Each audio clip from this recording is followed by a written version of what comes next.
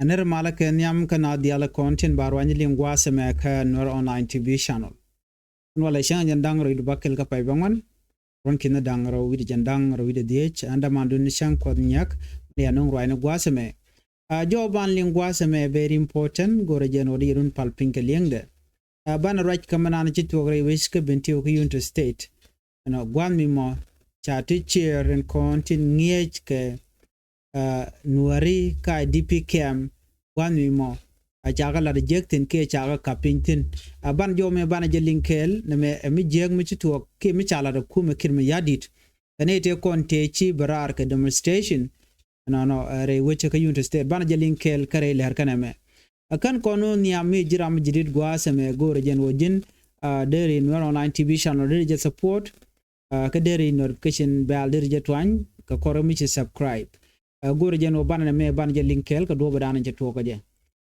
but ke tourne to ban nyaga ye kel ki application dana chalat gwaseme ken yam gore jen o biya tourne be biya jenen nameni e wale be nyaga ye kel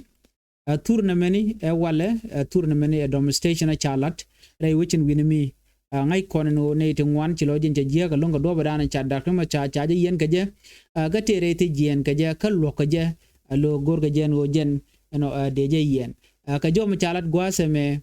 chalat no chine diare wi ka bentiu tinte ka DP cam chika barar ka ping mi de long chol kan kuma kir mayrdit kene international community no de dakar ma cha de jelun jo me emle rode an gwaseme ku kon ler me linga je tama gure jeno bana mendan le rode bana je ngai kel ko tege ma chalat but ke war ganen te ba nyoka yekel an gwase da ne shina ci gbara tire wicin winemi ke bentiu ja joja gwango ci kuma kir mayrdit te gumi ci kana lat bor gam ba nyoka yekel ko ban kulo ray ler kana mani gwa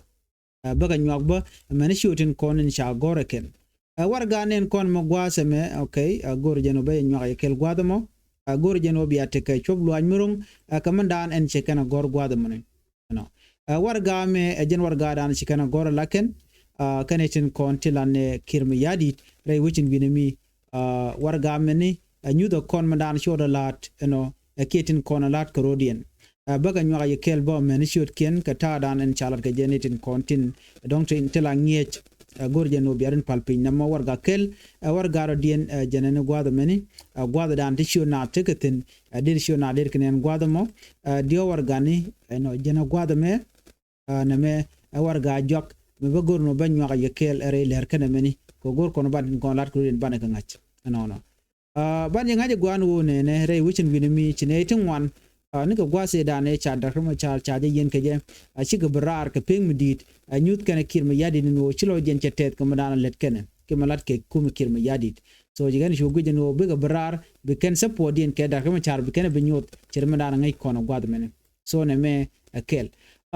kajo chalat gwaseme wun mishal ke Mr. Stephen Mayil Makoy Ramdala Director General of the Minister of General Education Ray Wiki Unity State again a member of Sudan People Liberation Movement in government around SPLM-IG no jen te kume President Salva Kiir Mayardit no chalade wone ne no chalade wojen pointe wa che netin kon tila teacher ala net kon la both ke head teacher no ala net kon tin chunkel ke daring machar ke net kon tin ŋiääc gat re which ka unity ka DP cam wache ka suspend chelaro chai suspend ka do bran ko suspend ke je do badan ci konen ke je go shiga barar ka ping medit ko let kan demonstration ko lar kan reng machar alun ke je wana men ci kum kir mayrdit je logo mishir kana men akani ci kana lok en wo angu medene de tineo de ka barar ke je kan support din ke reng machar be kana balat yala de ken ci kana lok en mishir na mon ken kumne kir ano shikanuna ko be kan de kon la teacher gwad mani be kan ka kamrar achire mana ngai kon no ken tilo den tet ko den war de kan barar be kan demand no reng machar kam ga jarar ki alun ke je no ne me wa ci kana gor ajen mi ya kullin ka ler men tama wa ci Mr. Stephen Mayil Makoy ran Director General of the Minister of Education and okay member of the Sudan People Liberation Movement wajen chenetin kontila teacher ki ŋiääc ke chi berar pan ka demonstration chaka kap chong tama so mugi commission me anwo ba na ba ka kap chong ko cha support yen cha je nyod dak machar do kon gujino ngun men amini garpin gwadam ramon kuna suspend painde Nuer mi jenn loyde ko ngum ci Nuer berar kalat ken no man chala de kiir mayrdit mijia no Nuer kam men kam na pinke logo no bna we woniam ko ku ken dagum char go en support ke lar ken no diring ma cha de berar etigen ka kwimalka wa ken melet ken wa mijia ka long chi mo go de ko lar no mijia ko ne timo tilano ring ma chara lo nkeje ki mala tin ka janone bukan la suspendina ki bukan la woni ti chair people believe that without his freedom the peace deal cannot work. Ring machar mitele michaje kamra re ti ring machar no de gen tela mal mi be bere wi ka Sudan charat neten content te ka poch ken te ka DP cam re wi ke bentiu no gor ken no ring machar deje zelun ko bi mal bokul wo woniam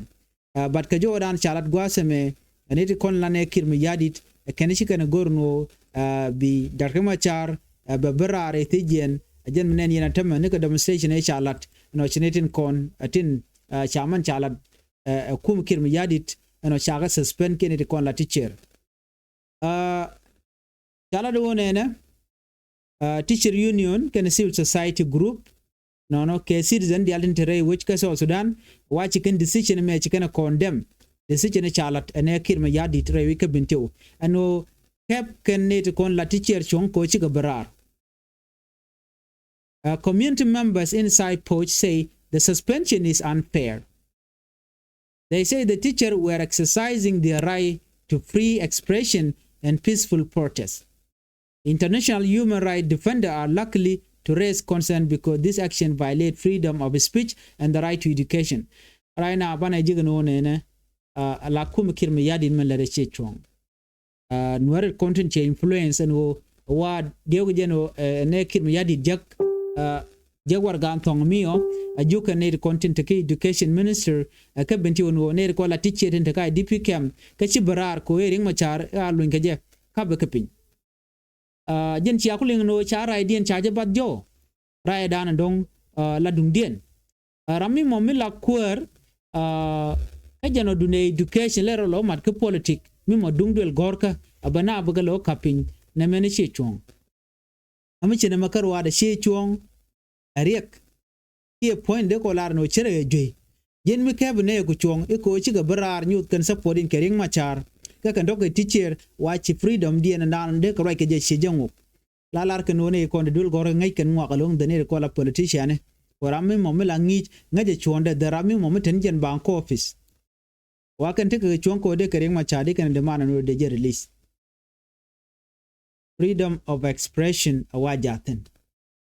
no bi kume kiir mayrdit bana baka silent ke belugo no bene ideality no biken jodien biken lat che chong en mandana chala deken che chong gor jeno bor game beje kwen menen yene meno gwas meni ka jo chala gwas me Minister of General Education and Instruction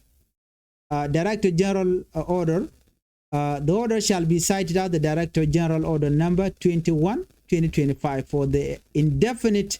suspension of a teacher and shall come into force on the date of its signature by the Director General, State Minister of General Education and Instruction in United States. In exercise of the power vested in me under Article 110, Section 1C of United States Transitional Constitution 2011, amended 2016 AD, and Chapter 1, Section 2, General Education Act 2012, Ustaz Stephen Mayel Gatkoi Chol, Director General and State Minister of General Education and Instruction, United States, to hereby issue this order for the indefinite suspension of a teacher of various schools in IDP camp with an immediate effect as from 25th day or September 2025 of September 2025. Ajo challenge was me general garden chagor hude mene spiritual case Ustaz Stephen my yelene jala de wona ne ka order me chakame a jeni genetic kontila he teacher ka virus school re wiki unit state ka IDP camp ajani chaka suspend ke chaka capping. I don't know no de politic there work dul gorka education there gere na che de jang na o quick can work you know ano de na de suspend di akan ngajin wona me there amagwa so ne de kone cha suspend gwa de me no tin ban shoot ken ban keling kel bane ko ci kana gorno biken na me biken lat ne de kone cha suspend are dul gorka na mone Ramadan and la miss education milawun weraba shoot return the name togwa to many connected content che suspend share net a list of the suspended 8 teacher primary school in ITP bentiu camp wuri chala magai matwel wa chaja kapchong 8 teacher ke liberty primary got kwai mawich pok 8 teacher chaja kapchong ke lich primary IDP Stephen Madot Gil, a teacher chaja kapchonka penal primary, Simon Gadwil Waka, a teacher kabenefa primary, James Lake Matai, a teacher Kamal primary chaja kapchong, William Care Quach, a teacher unit primary, chaja kapchong, Riek Page Tap, a teacher Kaden primary chaja kapchong, Rot Gadwich Kwajen, a teacher Kanas primary cha kapchong kanedi tini no kanedi chiri cha kapchong and guatemi chawe being the list of suspended 8 teacher for ALP in bentiu IDP camp cha uri chale dang wi charnyak 8 teacher kalek no LP cha kapchong James Riek dol 8 teacher cha kapchong kan nam ALP karara dien kan chure chirmi chale Charles Chugum Kwang a teacher ka Mazalan ALP Peter Mawich Gachang a teacher ka mutual list IDP ALP Jack Chang Kolong a teacher ka mutual future ALP chaja kapchong Komriak Tut Kai a teacher Kenyuel ALP chaja kapchong ba both page thought chaja kapchong a teacher ka Nile ALP Angelo Madokang a teacher ka jan chaja kapchong ka dul gorm chalka freedom ALP ne titi kane ti cha kap chongre wichin binami chirmandana ngai kone ango ala ne kirma yadi chaja gorno dong ate ka de rodian lat kane tin kon tin la teacher ken rami mo chunkel ano ke dakre machar ramamo chaja kap chong ate ka ne ti chanyo mo kap ko chong ba ka bayri school government banyo ya kel chin menen yana mo gwasamo chawur chalga Gabriel Chol Kol chaja kapchong a teacher kami chale West Nile Secondary John Galok Kwang a teacher chaja kapchong ma chalka Konkel Secondary Tang Doktong a teacher chaja kapchong ka bentiu unit secondary Dorgai Patai a teacher chaja kapchong ka bentiu standard secondary Bijan Koljuk a teacher ka chaja kapchong ka bentiu complex secondary Ustas Tapage a teacher ka bentiu Emma secondary chaja kapchong ba Matt Ranchol a teacher ka lich IDP secondary chaja kapchong un michale schedule on deng a teacher ka den secondary ne ti ka ne ko ya kapchong akuma kirmi yadi termina ngai kono no which chataka mal kodi kirmi yadi ne diala to cheka ko kan dial chema ngai kono so en rami mo chung kering ma cha laja gwi ken wo jene threat de kono gwi di misit kana me na biken ne ti modi chung kering ma char biken ka kapin mal jatin lato tel michale mal medan me shi IDP shi ka bra chirma ngai kone shi ka brar ke team lono reng machara berar reng machara kam karar alwen keje ko bi mal be bere wi ka so Sudan ne ku sapone peace ne gorje no bi peace beben ngom de kul loken tame ne tin konti la kum kirme yadi wude me mi che mi jegla de che be jegalon ko ngai kondi ala no rante ka freedom tira ande ye de pe no je ne ngom mi che chonke lo keneti konti la ne te kai DP camp dere gwana mo jin beneku biga gorno chicken jawdien chaje beling e ka kuiko chunga kirme yadit ko na mene siasa monu dul gor ka dere kulo gwade so na me mi jek jom gorno de nywa ya kel ka tadan en chaje lat kije so shi magwa jega kamadan en chalat gwasemene lero de na gor ba nywa ya kel gwaseme bana rache ka kuita bande ngai la national political update na me bana linga wa by president taban de ngai kenene ko kinde la delegation ni ka political parties alliance wa ken chika rach ka ta danan ba peace ba implement ke la 2018 peace agreement. Of course ngai kona la no ken la peace agreement chaje ya lotel peace medewe ban ngode kake wa real karodi ne ken go take election mabalat and delegation dan tinje ke taban de ngai deputy speaker ka transitional national assembly je ke taban ke secretary general of the political party alliance Mr. Richard Omon wa chika je ka kwimal ka ki ke peace agreement ka ta dan jikalat ke je chikala do ne goal wo ba South Sudan ba Queen Quarry ba jelat ka ba first democratic post independent election ba je lat ke jen December 2026 ka ta dan lat keneje kani en Queen Quarry che bekene charge lat ke 2026 and at the end of the transitional period chicken lat no ba de dial ba kare aleka gor jenone dial de kan te kamat ko de Queen Quarry je lat jenta dan chika dol ka jen wala shire mandana ngai kone no kum kirma yadi de kane katin gor ko no de mal de jelat ban ngai kono no te tan wan long te dak another development men de gor kon gwasame na me security news ka South Sudan People Defense Force men te ka buri biye jaw chalat gwaz mi nyaa kele la kum kirma yadi ko la de niken wa ka penal state wa chi ko border buri biye ala border dan en me pay na yetin me change kam Nuer waya mi kana de na SSPDF no wa SSPDF assistantship for operation which ala general kwang twa Nuer wude men medan chokono gwade dan e nyin Nuer tin ka fan gak jele kel ke kum kirma yadit Nuer poinde wa jene jele kel kene de intung wan chu ko border ka buri biye ala commissioner dung Nasser County James Garwit Jok Ramadan la ran jane bane wa kene shi ko gwade mi ito kene mali jatin telmi la riek ka buri be ka ta dan lat kene je ngai kon me chang e korche to gwam ni kana no chineti wan chi gluten ka chi kon ngaje no ken bane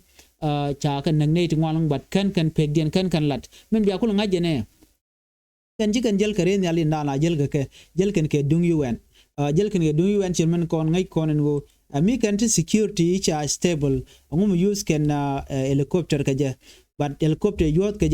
helicopter dungji when okay ji United Nation chi dungdien ken kon la de ko ngai kan o cha de gwa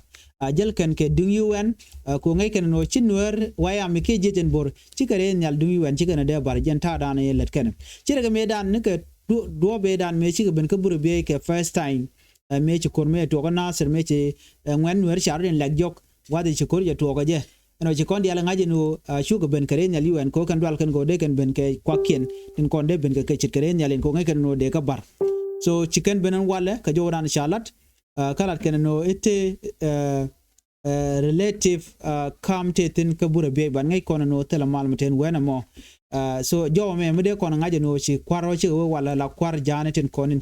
tin chunkel ke kirme yadit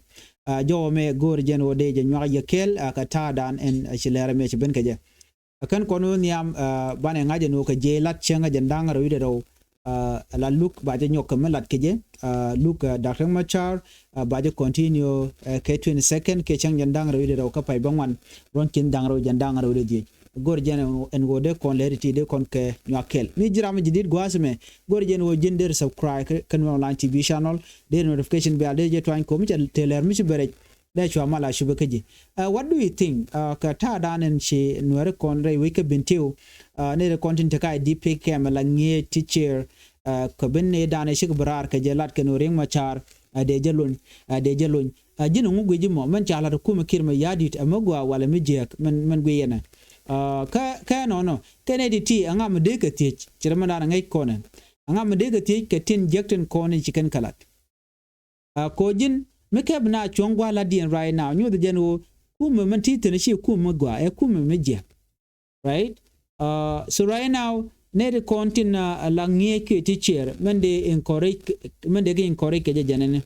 mi che joje no cha ka kapin ka kem de lecture mi la payment di ente ka kuma